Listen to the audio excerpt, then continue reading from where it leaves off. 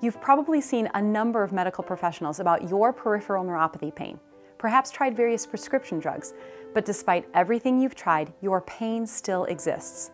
Maybe, worst of all, you've been told by one or more doctors, you'll just have to live with it, or that your pain's all in your head. When a patient first walks through our doors, they're typically very skeptical, and I understand where they're coming from. They've usually been to a variety of doctors spanning from podiatrists to some of the most renowned neurologists who basically say the same thing. Your neuropathy is permanent and you need to learn to live with it. Then they're sent out the door with a bunch of medications only to realize that they haven't received the relief they had hoped for. And the problem with this approach is not only does the medication not help the nerves, but it carries a vast array of side effects. Now, what makes our approach different is that we focus on treating the underlying cause of neuropathy, whereas most medical facilities treat the symptoms with medication. And we have great results with this. And part of our success stems from the fact that we're very selective as who we choose to work with.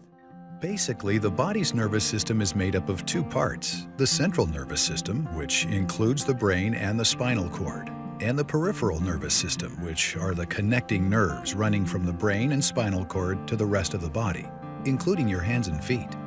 If you think of healthy nerve endings like this dandelion, the nerve endings pictured here at the end of the stalk are pretty full and complete, much like your nerve endings were before your symptoms began. However, as your condition gets worse, nerve endings can deteriorate, causing a host of annoying, painful, and sometimes debilitating symptoms. And if you're like many neuropathy patients, when your doctor initially diagnosed your condition, they may have told you that your nerve endings were dead or too far gone for treatment. However, we find that more often than not, that's just not the case. We know peripheral neuropathy pain is real. We see it every day in the countless number of patients we treat. I felt like I was walking on sharp glass every time I stood up. And my back surgeon said that that was because of my diabetes.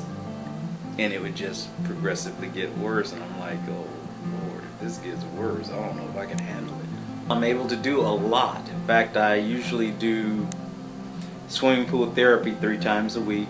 And what I'm doing basically is running back and forth in the water, trying to strengthen my body. And I'm not having the same painful existence by just putting my foot down and putting weight on it. No, I'm able to do quite a bit. In fact, the other seniors in the pool, they always tell me to slow down because I'm making them look too bad. And that tickles me. This treatment has helped me enjoy the things I always enjoyed, and I'm able to do them again and not be apprehensive about them. The biggest misconception about neuropathy is the fact that it's classified as idiopathic, meaning of unknown origin, and that's simply not correct. We do know the causes of neuropathy. They're things like diabetes, side effects from medication, chemotherapy, and even environmental toxins. Now, what many people don't realize is that there are an enormous amount of toxins or chemicals in the foods that they're eating. Things like MSG, aspartame, which do a lot of damage to the peripheral nerves.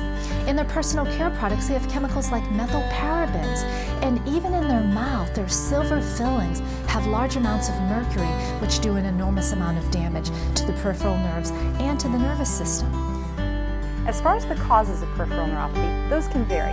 However, research suggests that as many as 2/3 of all people suffering from diabetes will develop peripheral neuropathy.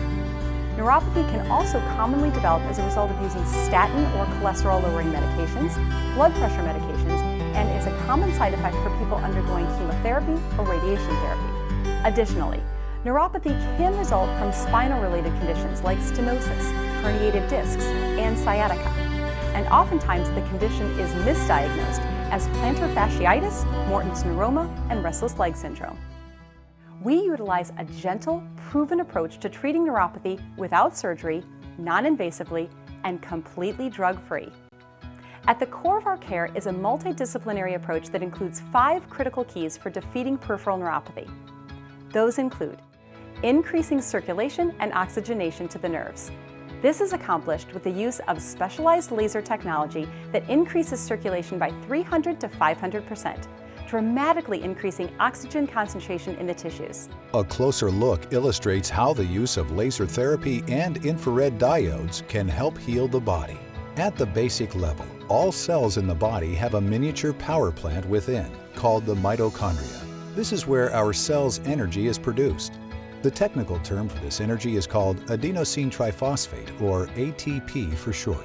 Patients with neuropathy have decreased blood flow and weaker mitochondria, which causes nerve cells to improperly transmit impulses throughout the body, most commonly in the extremities. Because the mitochondria are very sensitive to light, concentrated laser light therapy stimulates a rapid increase in ATP production in the mitochondria.